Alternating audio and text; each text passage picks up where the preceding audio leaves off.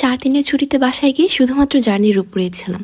Hello everyone, this is me your miss cupcake. আজকে আমি ঢাকা থেকে গোপালগঞ্জের উদ্দেশ্যে রওনা করি। আমার মনটা এত খারাপ ছিল যে তা দেখে আকাশও কান্না করা শুরু করে দেয়।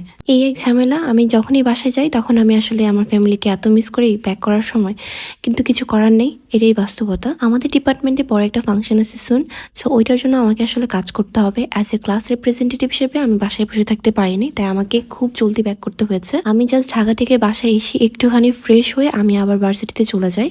সেখানে গিয়ে দেখি তারা প্রায় রঙের কাজ করে ফেলেছে।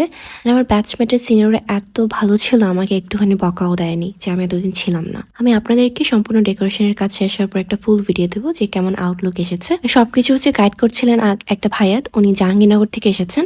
সো উনি জাস্ট গাইড করে দিচ্ছিলেন আর আমার ব্যাচমেট এন্ড সিনিয়ররা আমরা মিলে রং করছিলাম। ঢাকা থেকে বেক করে সরাসরি ক্যাম্পাসে এসে আমার খুবই টায়ার্ড লাগছিল। তাদেরকে আমার সিনিয়র আপু বললেন যে তুমি বাইরে থেকে একটু বসে আসো, তো আমরা একটু বাইরে বসেছিলাম। তারপর আমি আবারও কাজে ব্যাক করে আসার সময় বিড়ালটাকে দেখি, এটা একদমই আমার গা ছাড়ছিল না, এসে পায়ের কাছে ঘষাঘষি করছিল। এত কিউট একটা বিড়াল ছিল। তারপর আমাদের কাজ শেষ করতে করতে একদম সন্ধ্যা হয়ে যায়।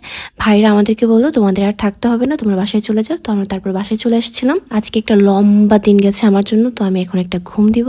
আল্লাহ হাফিজ।